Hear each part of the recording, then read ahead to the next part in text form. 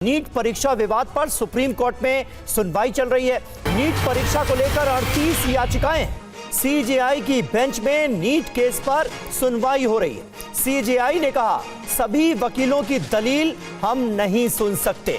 फिलहाल सुनवाई जारी है। नीट परीक्षा को लेकर कुल 38 याचिकाएं डाली गई थी और उन सभी पर सुनवाई का आज दिन है। सीधे सुप्रीम कोर्ट का रुख कर सकते हैं। पीयूष पांडे हमारे संवाददाता इस वक्त लाइव मौजूद हैं हमारे साथ। पीयूष, अब तक क्या हुआ है सुनवाई के दौरान, किस तरह की दलीलें सामने रखी गई हैं, क्योंकि इस मामले से जुड़ी तमाम याचिकाओं पर सुनवाई का दिन है आज। बिल्कुल समीर, देखिए सीजेआई की बेंच ने इस मामले को 2 बजे के बाद सुनने का निर्णय लिया है। अब इस मामले की सुनवाई लंच के बाद होगी। जैसे ही सुनवाई शुरू हुई तो सीजेआई ने ये स्पष्ट कर दिया कि इस मामले में सभी वकीलों को नहीं सुना जा सकता है और इसके पहले जो 56 छात्रों की ओर से, गुजरात के जो छात्र हैं उनकी ओर से एक वकील ने अपनी दलीलें पेश करना शुरू किया, तब ये टिप्पणी सीजेआई की ओर से की गई और उसके बाद सीजेआई और जो 2 अन्य जज हैं इस बेंच में, उन्होंने आपस में डिस्कस किया और उसके बाद ये कहा कि अब इस मामले पर जो सुनवाई है वो 2 बजे के बाद करेंगे। लंच के बाद ही अब इस मामले पर सुनवाई होगी। जी समीर।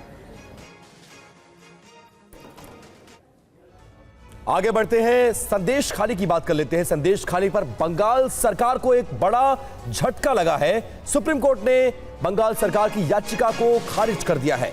सुप्रीम कोर्ट ने याचिका पर भी अब सवाल उठा दिए हैं। सुप्रीम कोर्ट ने सरकार से पूछा कि आखिरकार बंगाल की सरकार किसे बचाना चाहती है। हाईकोर्ट के सीबीआई जांच के आदेश को चुनौती दी गई थी। और एक बार फिर से पीयूष पांडे का रुख कर लेते हैं। पीयूष, संदेश खाली का मसला बहुत बड़ा था, पूरे देश में इसकी चर्चा हुई थी और आज बहुत अहम टिप्पणी की है सुप्रीम कोर्ट ने। क्या कुछ कहा गया है? बिल्कुल विपिन, देखिए इस मामले में 2 अहम टिप्पणियां सुप्रीम कोर्ट की ओर से की गई हैं। सबसे पहले सुप्रीम कोर्ट ने राज्य सरकार से ये कहा कि आप इस मामले में, बेसिकली टीएमसी की ओर से याचिका दाखिल की गई थी, तो टीएमसी से सुप्रीम कोर्ट ने कहा कि ऐसा लगता है कि आप इस मामले में किसी को बचाना चाहते हैं। और दूसरा जो महत्वपूर्ण ऑब्जर्वेशन था वो ये था कि आपकी ओर से कोई कदम नहीं उठाया गया। तब हाईकोर्ट की ओर से इस मामले में सीबीआई जांच का आदेश जारी किया गया था और यहां पर टीएमसी की ओर से हाईकोर्ट के आदेश के खिलाफ ही अपील दायर की गई थी और उसको सुप्रीम कोर्ट ने अब खारिज कर दिया है। साथ ही 2 महत्वपूर्ण टिप्पणियां भी की। हालांकि बाद में जब टीएमसी की ओर से मांग की गई कि इस मामले पर कहीं और सुनवाई होगी तो उसका प्रभाव पड़ेगा सुप्रीम कोर्ट की टिप्पणियों को लेकर के, तब सुप्रीम कोर्ट ने उन टिप्पणियों को लेकर के एक आदेश जारी कर दिया कि अन्य जो अदालतें हैं अगर इस मामले पर सुनवाई करती हैं तो सुप्रीम कोर्ट की टिप्पणियों से प्रभावित ना हो। लेकिन देश की सबसे बड़ी अदालत ने यह स्पष्ट कर दिया कि इस मामले में जो टीएमसी है वो किसी को बचाना चाहती है। उसका जो इशारा था वो मुख्य आरोपी की तरफ था और दूसरी तरफ सुप्रीम कोर्ट ने यह भी स्पष्ट कर दिया कि इस मामले में राज्य सरकार की ओर से कोई कदम नहीं उठाया गया। तब हाईकोर्ट की ओर से सीबीआई जांच का आदेश जारी किया गया जो भूमि पर कब्जा करने और महिलाओं के साथ यौन उत्पीड़न को लेकर शेख जहां के मसले पर था। जी, बहुत शुक्रिया पीयूष इस जानकारी के लिए। आगे बढ़ते हैं। बंगाल में यूनिवर्सिटीज के वीसी की नियुक्ति का मामला। जी हां, पूर्व सीजेआई की अध्यक्षता में कमेटी गठित की गई। बंगाल सरकार और गवर्नर विवाद पर सुप्रीम कोर्ट का आदेश। नियुक्ति पर गतिरोध को दूर करेगी कमेटी। 2 हफ्ते में 5 सदस्यीय कमेटी बनाएंगे यूयू ललित।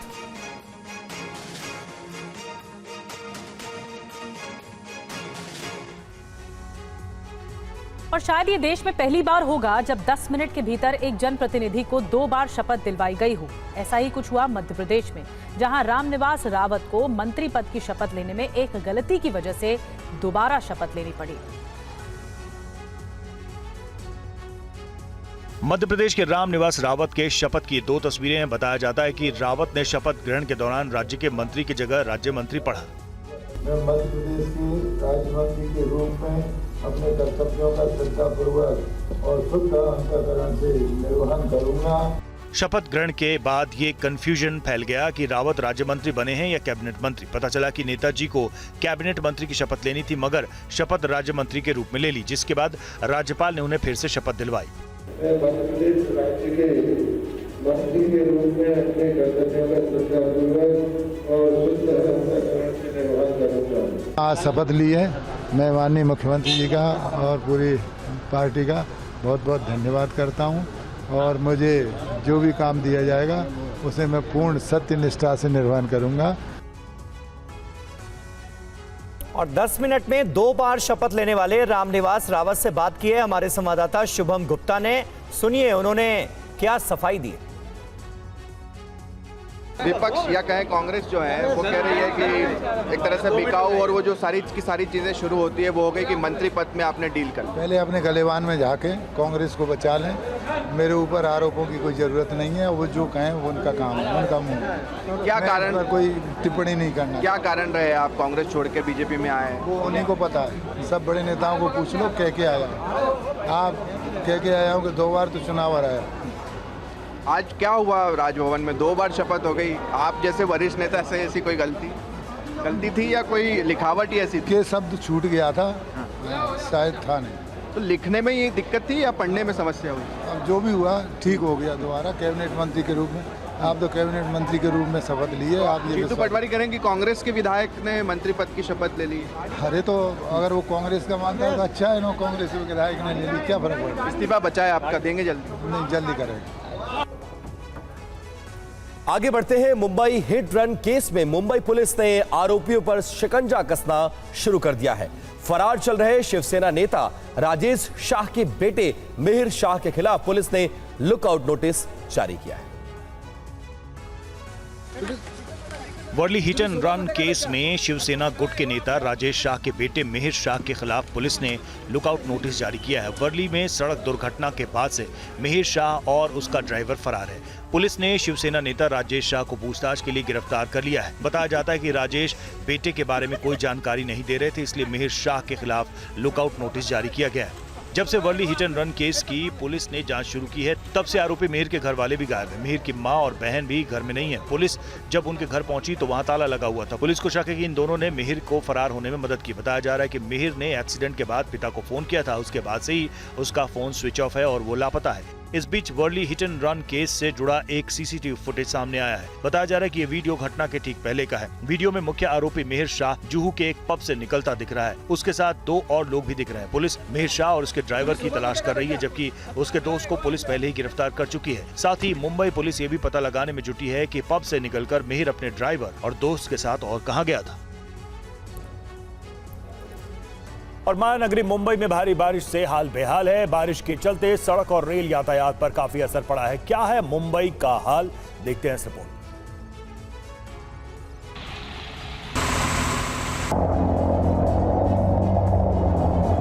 देश की आर्थिक राजधानी मुंबई की रफ्तार पर बारिश ने ब्रेक लगा दी है। लगातार हो रही बारिश से जनजीवन अस्त व्यस्त है। सड़कें जाम हैं, लोकल ट्रेनें प्रभावित हैं।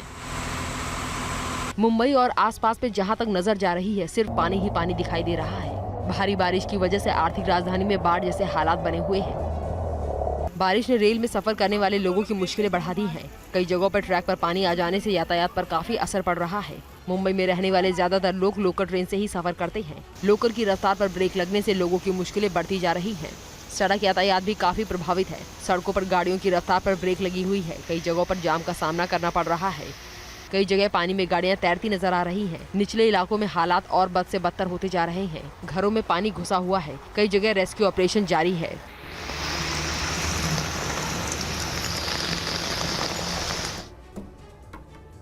और मुंबई में भारी बारिश के बाद हाई टाइड का अलर्ट जारी किया गया है। 1:57 पर हाई टाइड का अलर्ट जारी हुआ है। 4.40 मीटर तक समंदर की लहरें उठ सकती हैं।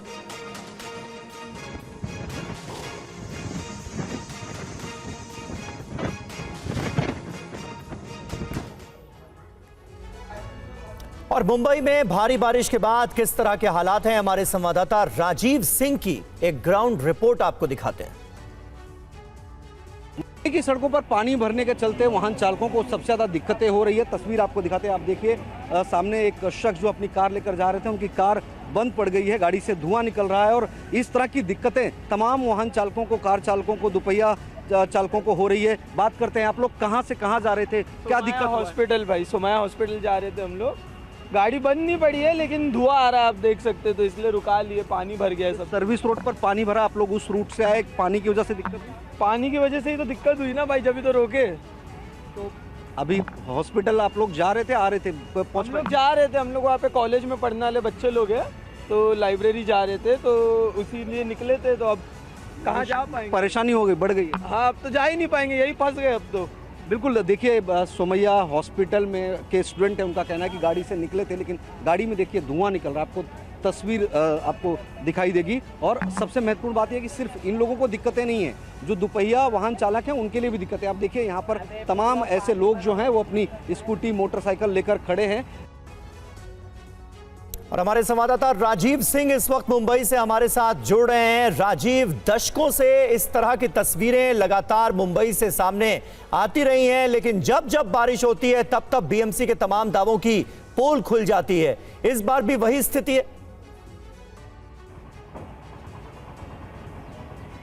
बिल्कुल स्थिति वही है समीर, अलग कुछ नजर नहीं आ रहा है, क्योंकि सरकारी दावे और जमीनी हकीकत में बहुत कुछ फर्क होता है। फिलहाल एक तस्वीर आपको दिखा दे अपने दर्शकों के लिए। देखिए, एक मिनी टेम्पो बंद पड़ गया था वाटर लॉगिंग में और उसके बाद इस मिनी टेम्पो को धक्का मारकर लेकर जाया जा रहा है। और तस्वीर भी आपको दिखा देते हैं, मुंबई के चूना भट्टी इलाके की तस्वीर आप देखिए, सड़क पर किस तरह से पानी भरा हुआ है। तो जो बात आप कह रहे थे कि सरकारी दावों की और जमीनी हकीकत की, उसका फर्क यहाँ पर सड़क पर भरे हुए इस पानी में नजर आ रहा है कि बीएमसी प्रशासन लाख दावे करे, लेकिन जब भी मुंबई में पहली ही बारिश होती है, पहली ही बारिश में तमाम जो सड़कें हैं वो जलमग्न हो जाते हैं, जितने सबवेज हैं वो पानी में भर जाते हैं, लोगों की गाड़ियां इस पानी की वजह से कई जगह जगह पर अटक जाती है, लोग अपने गंतव्य तक नहीं पहुंच जाते हैं। लेकिन सबसे बड़ी बात यह कि महज 6 घंटे में 300 मिलीमीटर बारिश होना, बीएमसी प्रशासन का कहना है कि ऐसा अनुमान नहीं था, भारी बारिश की चेतावनी भले ही थी, इस वजह से दिक्कतें ज़्यादा हुई है। प्रशासन ने लोगों से अपील भी की है कि अपने घर से बाहर ना निकले।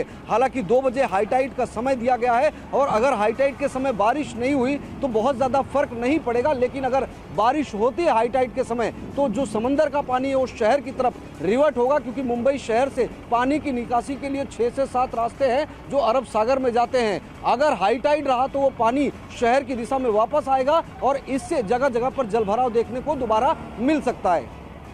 जी, बहुत शुक्रिया राजीव आपका इस जानकारी के लिए। हालात पर नजर बनाए रखिए, आगे भी आपसे बात करते रहेंगे और ये तस्वीरें अपने दर्शकों तक पहुंचाते रहेंगे। आगे बढ़ते हैं। मुंबई के मलाड में भी भारी बारिश के बाद सबवे में पानी भर गया। पानी इतना ज्यादा भर गया कि इसमें एक कार तक डूब गई। राहत की बात यह रही कि कार में सवार लोग पहले ही सुरक्षित निकाल लिए गए थे। कार को निकालने के लिए बाद में क्रेन तक का सहारा लेना पड़ा। क्रेन की मदद से कार को निकाला गया। मुंबई के अलग अलग इलाकों में लगातार हुई बारिश के बाद भारी जलजमाव हो गया है। दूसरे इलाके में भी हालात कुछ ऐसे ही हैं। तस्वीर मुंबई के मलाड।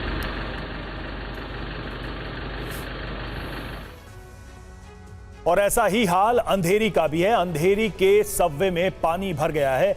पानी इतना ज्यादा है कि सबवे से आवाजाही बंद हो चुकी है। पानी में बसें और दूसरी गाड़ियां बंद होकर फंस गई हैं।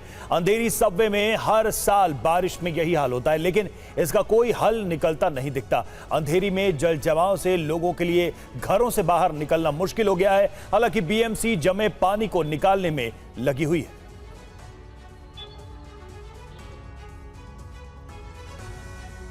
और मुंबई की तस्वीर विले पाले की आपको दिखाने जा रहे हैं, जहां भारी बारिश का असर साफ देखने को मिल रहा है। जगह जगह घुटनों तक पानी भर गया है। घुटनों तक भरे इस पानी में से लोगों को निकलना पड़ रहा है। आवाजाही पर बहुत ज़्यादा असर पड़ा है। जलभराव की वजह से आम लोगों की परेशानी बढ़ रही है। यहाँ के अंडरपास की तस्वीर आपको दिखा रहे हैं विले पाले की, और सुबह 9 बजे की तस्वीर है जहाँ पर घुटनों तक पानी भरा हुआ है।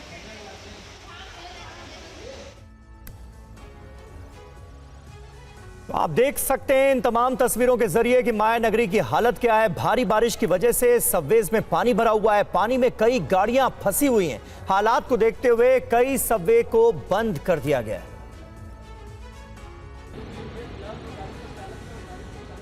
मुंबई में भारी बारिश की वजह से कई जगह सबवे में पानी भर गया है। ये मलाड की तस्वीर है, जहां सबवे में पानी भरने से कई गाड़ियां फंस गई। आप देख सकते हैं कि कैसे एक कार पानी में डूबी हुई है। लेकिन कार में सवार सभी लोग सुरक्षित निकल गए। कार को निकालने के लिए क्रेन का सहारा लेना पड़ा। ऐसे हालात सिर्फ मराड़ इलाके में ही नहीं बल्कि मुंबई के कई इलाकों में बारिश की वजह से जल जमाव है। अंधेरी इलाके में भी सबवे में पानी भर गया है। पानी इतना ज्यादा है कि रास्ते पर आवाजाही बंद है। पानी में कई गाड़ियां फंस गईं। जल भराव के कारण अंधेरी के सबवे को बंद कर दिया गया है। बीएमसी और पुलिस लगातार सबवे के नीचे लोगों को जाने से मना कर रही है। भारी बारिश के चलते इस सबवे में 4 फीट पानी भर गया, जिसके बाद आवाजाही बंद कर दी गई। इसके अलावा कांदीवली, गोरेगांव, जोगेश्वरी, विले पार्ले, सांतराकुस, खार, बांद्रा, दादर जैसे अन्य इलाकों में जल जमा हो गया है, जिससे लोगों को काफी परेशानी हो रही है। हर बार बारिश में मुंबई के इन इलाकों में ऐसे ही हालात रहते हैं, लेकिन बीएमसी कोई ठोस उपाय नहीं ढूंढ पाई है। वहीं मुंबई के चूना भट्टी इलाके में पानी में फंसकर कई बाइक और स्कूटीज तक बंद हो गए। लोग परेशान हैं, कोई कॉलेज जा रहा था तो कोई हॉस्पिटल। ऐसे ही परेशान लोगों से हमारे संवाददाता राजीव सिंह ने बातचीत की। जिनकी गाड़ियां बंद पड़ गई हैं पानी की वजह से, इस वजह से लोग जो हैं परेशान हैं कहीं ना कहीं, क्योंकि वो सुबह सवेरे अपने काम के लिए निकले थे। आप लोग घर से अपने काम के लिए निकले थे, गाड़ियां बंद पड़ गई, क्या दिक्कत हो रही है? नहीं, एक्चुअली मैं सुबह घर से निकला था 10 बजे, मुझे 10:30 बजे ऑफिस पहुंचना होता है बैंड्रा। अब मैं 10:15 बजे से यहाँ पे हूँ, अभी 12:45 हो रहे हैं। पानी इतना है यहाँ पे, बीच में बहुत ज़्यादा पानी है, तो सरकार की तरफ से ये मतलब कुछ भी सुविधा बोलते सुविधा ज़रा भी नहीं है। पानी की निकासी के लिए, पानी को निकलने के लिए व्यवस्था नहीं की है क्या बीएमसी प्रशासन ने? आप लोगों को ऐसा लगता है? नहीं, व्यवस्था अच्छी होती तो ये इतना जमा नहीं होता, इतना लॉगिन नहीं होता पानी का। अभी बहुत ज़्यादा इसीलिए हो चुका है क्योंकि अच्छा व्यवस्था कुछ नहीं थी। हर साल इसी तरह की कंडीशन होती है, एडमिनिस्ट्रेशन ये कहता है कि अगले साल नहीं होगा। देखते हैं, अभी हर साल तो होता ही है, अभी आगे क्या चेंजेस आते हैं देखते हैं। अभी तो हर साल तो यही होता है, यहाँ पे सेम ही है। और मुंबई में बारिश का असर लोकल ट्रेन्स पर भी पड़ा है। रेलवे ट्रैक पर पानी भरने से ट्रेन की रफ्तार पर ब्रेक लग गई है। कई ट्रेनें रद्द करनी पड़ी।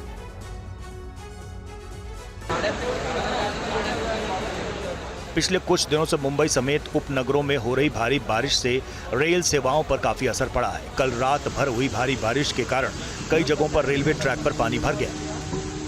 ऐसे में कई लोकल ट्रेनों को रद्द कर दिया गया। कुछ जगहों पर लोकल सेवाएं धीमी गति से चल रही हैं।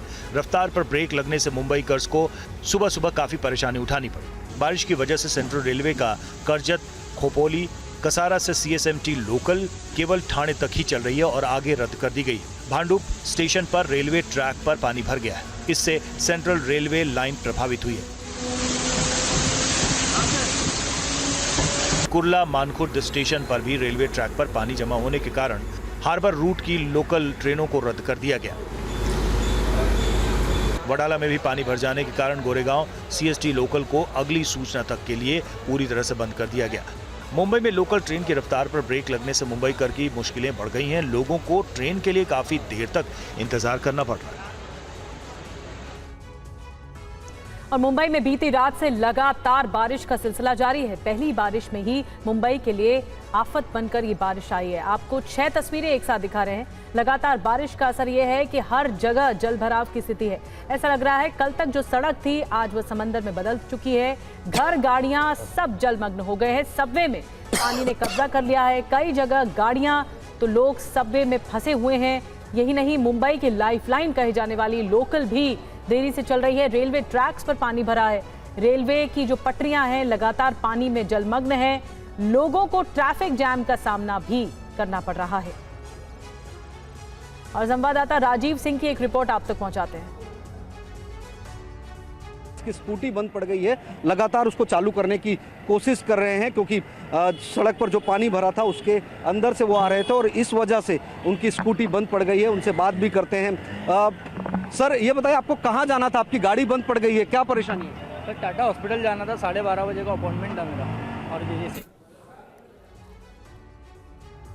और महाराष्ट्र के ठाणे में भी बारिश की वजह से लोकल ट्रेन सेवा प्रभावित हुई है। ठाणे के टेम्भी नाका परिसर में भी पानी भरा हुआ है। कई जगहों पर रेस्क्यू ऑपरेशन चल रहा है। मुंबई के पास ठाणे में लगातार हो रही बारिश से हाल बेहाल है। भारी बारिश ने यातायात पर भी ब्रेक लगा दी है। सड़क समंदर बनी हुई है तो रेलवे ट्रैक पर भी पानी का कब्जा है। ट्रैक पर पानी भरने से ट्रेन सेवा पूरी तरह से ठप है। ठाणे से मुंबई की ओर जाने वाली ट्रेनें बाधित हैं। बारिश के कारण सीएसएमटी ठाणे के बीच मेन लाइन डाउन और अप फास्ट लाइन पर ट्रेन सेवाएं स्थगित कर दी गई हैं। हालांकि डाउन और अप स्लो लाइनें चल रही हैं। चूना भट्टी में जलभराव के कारण हार्बर लाइन सेवाएं अस्थायी रूप से स्थगित कर दी गई हैं। ट्रेन रद्द होने की वजह से रेलवे स्टेशन पर यात्री फंसे हुए हैं। लोग ट्रेन का इंतजार कर रहे हैं। बारिश का असर सड़क यातायात पर भी पड़ा है। ठाणे के टेम्भी नाका परिसर में भी पानी भरा है। सड़कों पर पानी भरने से कई गाड़ियां फंसी हुई हैं। वहीं ठाणे के शाहपुर में एनडीआरएफ का रेस्क्यू ऑपरेशन जारी है।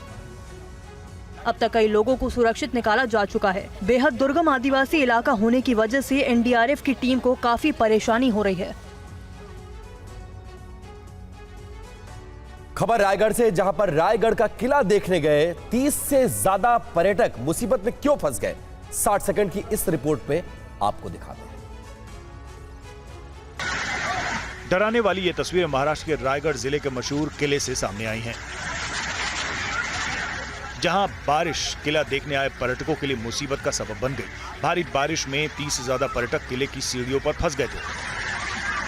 मूसलाधार बारिश की वजह से रायगढ़ किले की सीढ़ियों से तेज धार में पानी बहता देखा गया। वहीं सीढ़ियों से नीचे बहते पानी के बीच पर्यटक किसी तरह से खुद को बचाते नजर आए।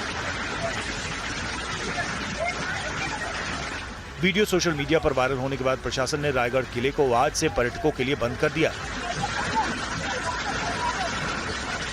रायगढ़ किले की ओर जाने वाले रास्तों पर बैरिकेडिंग लगा दी और पुलिस को तैनात कर दिया। जो पर्यटक किले में फंसे थे उन्हें रोपवे के जरिए किले से नीचे लाया गया। प्रशासन ने किले तक पहुंचने के लिए रोपवे को भी बंद कर दिया। रायगढ़ जिले में मौजूद ये किला देश के पर्यटकों के बीच काफी मशहूर है। यहाँ हर साल लाखों की संख्या में पर्यटक किला देखने के लिए आते हैं। वहीं मुंबई का पवई डैम हुआ ओवरफ्लो। पवई इलाके में 314 मिलीमीटर बारिश हुई है और इस बारिश की वजह से डैम ओवरफ्लो कर गया है। ये देखिए पवई डैम की तस्वीरें मैं आपको बता रहा। लगातार मुंबई में बारिश हो रही है और ऐसी तस्वीरें निकलकर सामने आ रही हैं। अब जो डैम है उनकी कैपेसिटी से भी पानी का स्टोरेज ज्यादा हो गया है, ओवरफ्लो करने लगा है पवई डैम। टीवी 9 संवाददाता गोविंद ठाकुर ने पवई लेक से एक रिपोर्ट भेजी है, आपको दिखाएं। इस तरह से मुंबई में लगातार पिछले कई दिनों से पानियों की कटौती की जा रही थी। कहा जा रहा था कि मुंबई के तालाबों से पानी कम हो गए हैं, लेकिन आज जैसे ही रात से बारिश हुई, मूसलाधार बारिश के बाद पवई का यह पहला तालाब ऐसा तालाब है जो पूरी तरह से भरा हुआ है और ओवरफ्लो होकर बह रहा है। आप देख सकते हैं यहाँ पर पर्यटकों की संख्या भारी संख्या में पहुंचे हुए लोग देखने के लिए, क्योंकि यह पहला ऐसा तालाब है जो लोगों के लिए एक आकर्षक का केंद्र बना हुआ है। वहीं जो पानी की कमी थी, कहीं ना कहीं अब इस तालाब के भरने से पानी की कमी खत्म हो जाएगी। पानी लगातार भरता जा रहा है और ओवरफ्लो होता जा रहा है। लोग दूर दूर से इसको देखने के लिए आ रहे हैं। बता दें कि पवई तालाब का यह जो हिस्सा है, इसका पानी मुंबई के अलग अलग कंपनियों में या अलग अलग जगहों पे सप्लाई किया जाता है। इसका पानी का सर्कुलेशन किया जाता है। लेकिन आज खुशी की बात मुंबई के लिए है कि पवई तालाब फिलहाल भरा हुआ है और पवई तालाब ओवरफ्लो हो रहा है। और अब आपको यूपी के पीलीभीत में सैलाब से तबाही की तस्वीरें दिखाने जा रहे हैं, जहां बैराज से 4 लाख क्यूसेक पानी छोड़े जाने के बाद हालात क्या बने हुए हैं ये देखिए। कैसे रेलवे ट्रैक तो दिख रहा है लेकिन उसके नीचे से जमीन गायब है। इसका असर ये हुआ है कि ये रेल लाइन बंद हो गई है। लेकिन सोचिए बहाव कितना तेज रहा होगा कि सैलाब में पटरी के नीचे की पूरी मिट्टी तक बह गई है। चौंका देने वाली तस्वीरें ये सामने आई हैं यूपी के पीलीभीत से, जहां पर रेलवे ट्रैक के नीचे की जो मिट्टी है वो पूरी तरह से पानी में डूब गई है, बह गई है। और अब आपको यूपी के पीलीभीत की ही दूसरी तस्वीर दिखा रहे हैं, कैसे बाढ़ के पानी ने शहर का हाल बेहाल कर दिया है। जिले में कई जगहों पर सड़कें टूट चुकी हैं। शहर से लेकर गांव तक बाढ़ जैसे हालात नजर आ रहे हैं। शारदा पार, नेहरोसा, टाटरगंज समेत दर्जनों गांवों से लोग पलायन के लिए मजबूर हो गए। ये स्थिति पैदा हो गई। लोग बाढ़ के पानी से बचने के लिए अपनी छतों पर कई जगहों पर बैठे नजर आए, क्योंकि घरों में पानी भरने से लोगों का हाल बेहाल हो गया है। ये तस्वीरें आप देखिए, कैसे पानी में तमाम सड़कें बहती नजर आ रही हैं। पीलीभीत में कुदरती आफत की ये तस्वीरें। और पीलीभीत से ही आपको तीसरी तस्वीर अब हम दिखा रहे हैं। पीलीभीत में कई ऐसे इलाके हैं जिनका संपर्क शहरों से टूट गया है। कई गांव में पानी भर गया है, लोगों के घरों में पानी घुस गया है। ऐसे में बाढ़ प्रभावित लोगों को निकालकर सुरक्षित जगहों पर शासन, प्रशासन और स्थानीय ग्रामीणों की मदद से पहुंचाया जा रहा है।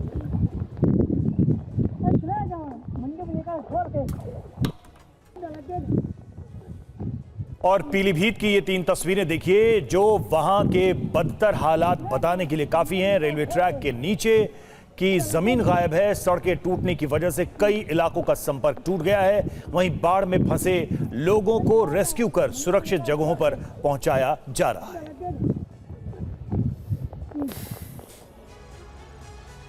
और असम में बाढ़ और बारिश ने भारी तबाही मचाई है। सभी नदियां खतरे के निशान से ऊपर बह रही हैं। बाढ़ से 25 लाख लोग प्रभावित हुए।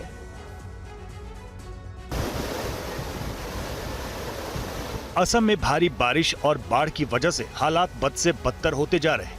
असम में बाढ़ ने भारी तबाही मचाई है। बाढ़ की वजह से अब तक 60 से ज्यादा लोगों की मौत हो गई है। 23 जिलों के लोग पानी के इस प्रहार से परेशान हैं और अपना घर बार छोड़ने को मजबूर हैं। लगातार बारिश की वजह से ज्यादातर नदियों का जलस्तर खतरे के निशान से ऊपर बह रहा है। महाबाहु सहित कई सहायक नदियां खतरे के निशान को पार कर चुकी हैं। हालांकि ब्रह्मपुत्र नदी में पानी का जलस्तर घटने लगा है। बाढ़ के खतरे को देखते हुए गुवाहाटी में अलर्ट जारी कर दिया गया है। सड़कों पर सैलाब है, जहां भी नजर जाता है सिर्फ पानी ही पानी दिखाई दे रहा है। हालात ये है कि पता ही नहीं लग पा रहा कि नदी का दूसरा किनारा कहां है। लोगों के घरों में पानी घुस गया है, खाना बनाने में भी दिक्कत हो रही है। बाढ़ से 25 लाख से ज्यादा लोग प्रभावित हैं। प्रशासन की ओर से राहत और बचाव कार्य जारी है। लोगों को सुरक्षित जगहों पर पहुंचाया जा रहा है। और असम के जोरहाट में बाढ़ की समस्या बढ़ती जा रही है। कांग्रेस सांसद गौरव गोगोई ने प्रभावित इलाकों का जायजा लिया है। जोरहाट के कांग्रेस सांसद गौरव गोगोई नाव पर चढ़े क्योंकि बाढ़ की वजह से नाव ही सहारा है। आने जाने के तमाम रास्ते बंद हैं। गांव का संपर्क टूट गया है, लेकिन सभी लोगों के लिए नाव संभव नहीं है। लोग केले के तने के सहारे जुगाड़ के जरिए आ रहे हैं। शिवसागर और डिमोआंचल के बाढ़ पीड़ितों से गौरव गोगोई ने मुलाकात की। कई महिलाओं ने भी अपनी समस्याएं बताई। इस दौरान कुछ जगहों पर गोगोई नाव से उतरकर पानी में चले। आपको बता दें कि शिवसागर डेमो जिला गौरव के संसदीय क्षेत्र में आता है, जहां के लोग उन्हें अपने बीच पाकर खुश हुए। उन्होंने कहा कि राहत सामग्री की दिक्कत है, लोगों को खाने पीने की चीजें मुहैया नहीं हो रही हैं। आपको बता दें कि असम में बारिश की वजह से आई बाढ़ से जोरहाट और शिवसागर के साथ माजुली भी काफी प्रभावित है। शिवसागर जिले के दिसांग नदी के बढ़ते जलस्तर से कई गाँव जलमग्न हैं। ऐसे में लोग अपने घरों को छोड़कर सड़क और ऊंचे स्थानों पर रहने को मजबूर हैं। इससे पहले असम में बाढ़ की त्रासदी को लेकर पीएम नरेंद्र मोदी ने राज्य के सीएम से लगातार संपर्क किया। पीएम ने बाढ़ पीड़ितों को हर संभव मदद का भरोसा दिया। और खबर उत्तराखंड से, जहां पर मानसूनी बारिश के चलते कई जिलों में लोगों को भारी परेशानियों का सामना करना पड़ रहा है। मौसम विभाग ने फिर से भारी बारिश का अलर्ट जारी किया है, जिसके बाद सीएम धामी ने सभी जिलाधिकारियों को अलर्ट रहने के निर्देश दिए।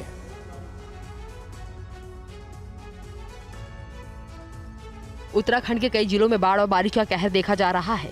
बारिश के बाद मलबा गिरने से बद्रीनाथ हाईवे कई जगहों पर बंद हो गया, जिसके चलते सैकड़ों यात्री रास्ते में ही फंस गए।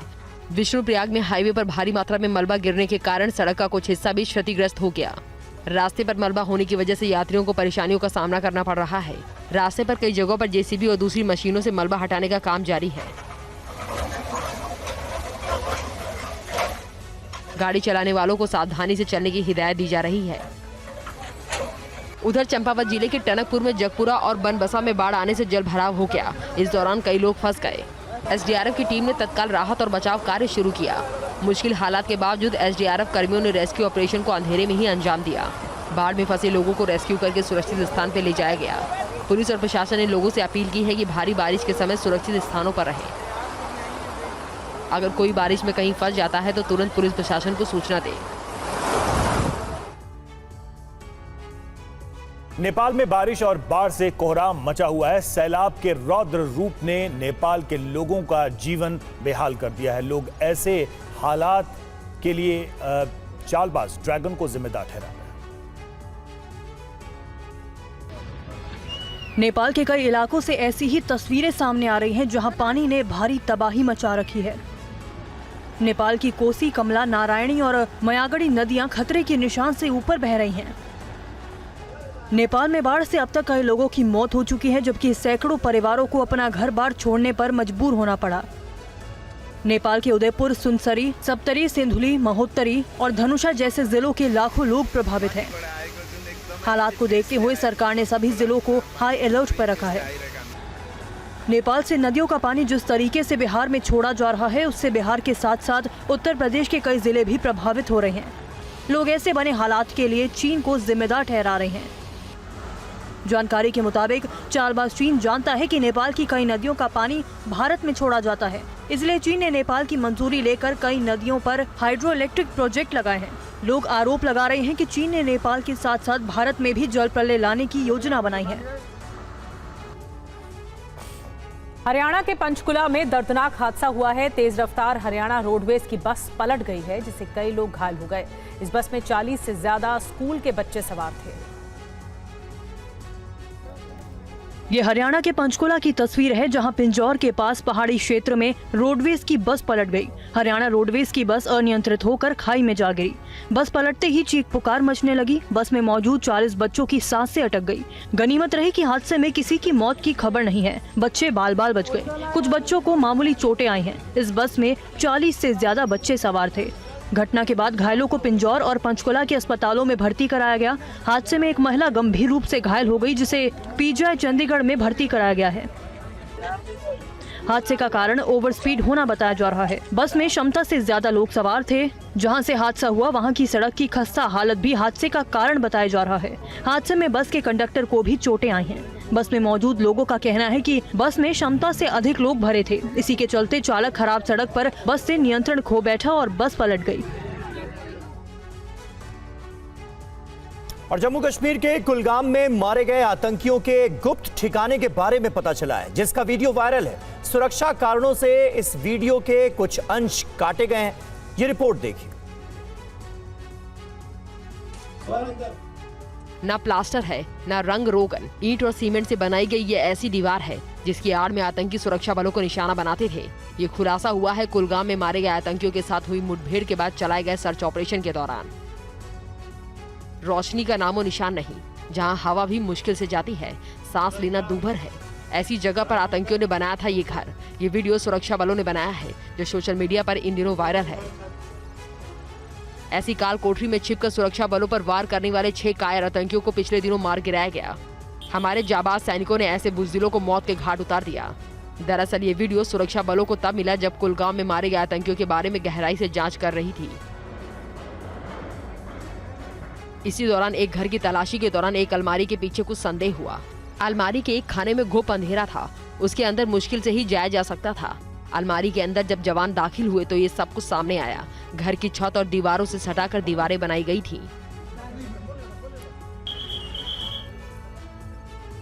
और वहीं कांग्रेस सांसद राहुल गांधी ने आज मणिपुर और असम का दौरा किया। उन्होंने मणिपुर में हिंसा और बाढ़ से प्रभावित लोगों से मुलाकात की है।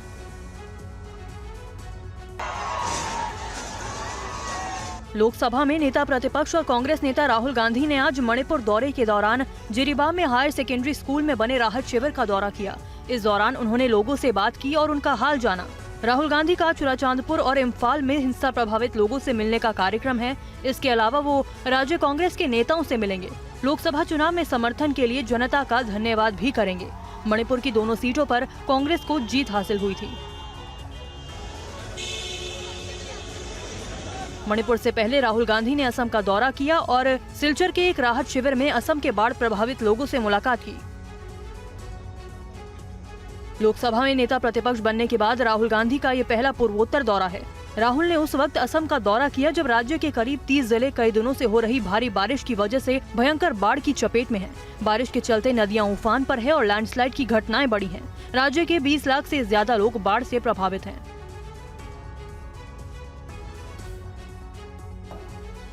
दिल्ली के 5000 सरकारी शिक्षकों के ट्रांसफर ऑर्डर को वापस लिए जाने के बाद शिक्षा मंत्री आतिशी ने कहा कि बीजेपी का षड्यंत्र फेल हो गया है। 2 जुलाई एलजी ने शिक्षकों का ट्रांसफर किया था। तो जो टीचर 10 साल से अपने अपने स्कूलों में मेहनत कर रहे थे, अरविंद केजरीवाल जी की सरकार के साथ लग के मेहनत कर रहे थे, उन 5000 टीचरों का भारतीय जनता पार्टी ने अपने एलजी साहब के माध्यम से रातों रात ट्रांसफर करा दिया। लेकिन जिस दिन ये ऑर्डर आया था, मैंने आप लोगों को ये वादा किया था, दिल्ली के लोगों को वादा किया था, माता पिता को वादा किया था, टीचरों को वादा किया था कि अरविंद केजरीवाल की सरकार दिल्ली के स्कूलों को कोई नुकसान नहीं होने देगी। हम दिल्ली के टीचर्स के हक के लिए, हम दिल्ली के बच्चों के हक के लिए, दिल्ली के सरकारी स्कूलों के लिए लड़ते रहेंगे, दिल्ली के बच्चों को अच्छा भविष्य देने के लिए लड़ते रहेंगे। और आज मुझे इस बात की खुशी है कि भारतीय जनता पार्टी को और उनके एलजी साहब को इन 5000 टीचर्स के ट्रांसफर ऑर्डर को वापस लेना पड़ा है। और यूपी में शिक्षकों के विरोध पर बड़ी खबर है। शिक्षकों ने नहीं लगाई डिजिटल अटेंडेंस, सिर्फ 9 टीचर्स ने ऑनलाइन हाजिरी लगाई है। यूपी में 6 लाख से ज्यादा बेसिक टीचर्स हैं। काली पट्टी बांधकर शिक्षकों ने इसका विरोध जताया है। यूपी में आज से टीचर्स के लिए डिजिटल अटेंडेंस का सिस्टम लागू हुआ है।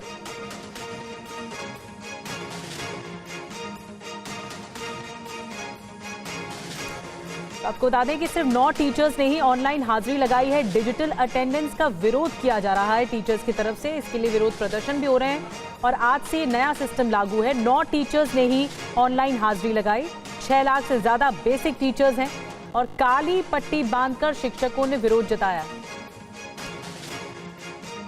यूपी में आज से सभी बेसिक शिक्षकों को ऑनलाइन अटेंडेंस लगानी थी, लेकिन शिक्षक जो है वो इसका विरोध कर रहे हैं। इस समय हम पहुंचे हैं लखनऊ के एक ऐसे ही प्राइमरी स्कूल में, जहां पर हम आपको दिखाएंगे कि जो बेसिक शिक्षक हैं वो क्लास में जाके बच्चों को पढ़ा तो रहे हैं, लेकिन ऑनलाइन अटेंडेंस को लेकर वो इसका विरोध कर रहे हैं।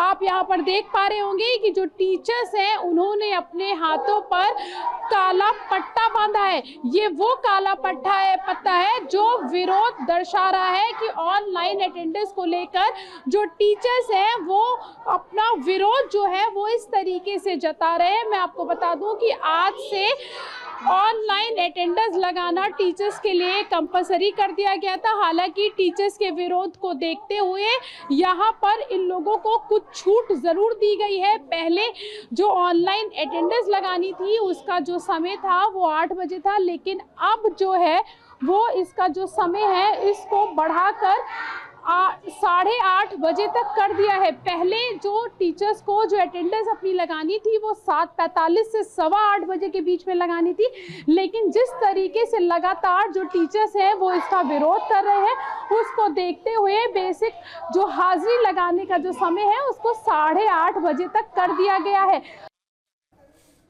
और प्रीति हमारे साथ इस वक्त लाइव जुड़ी हुई है, उनसे बात करते हैं। प्रीति, अब ये शिक्षक वजह क्या बता रहे हैं, क्यों विरोध किया जा रहा है डिजिटल अटेंडेंस का?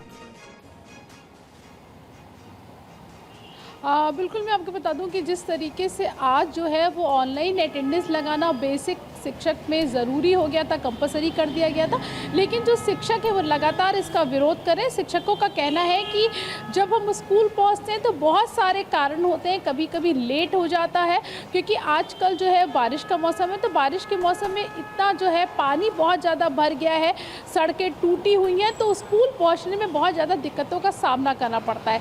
ऐसे में जो एग्जैक्ट टाइम है जो ऑनलाइन अटेंडेंस लगाने का कि आप 7:45 से लेकर 8 बजे के बीच में अटेंडेंस आपको लगाना कंपलसरी होगा। हालांकि अभी शिक्षकों के विरोध के बाद इसको 8:30 का समय कर दिया गया है, लेकिन जब आप स्कूल की बाउंड्री के अंदर एंट्री कर लेंगे, जब आप कैंपस में घुस जाएंगे तो आपका जो टैबलेट है तभी आपकी जो लोकेशन है उसको लेगा। तो उसका जो शिक्षक है उनका इस बात पे विरोध है कि कभी कभी जब हम लोग घर से निकलते हैं तो बहुत सारे कारण ऐसे लेकिन शिक्षकों का खुलेआम विरोध इस बात को लेकर सामने आ रहा है कि ऑनलाइन अटेंडेंस को नहीं लगाना चाहते। शुक्रिया आपका।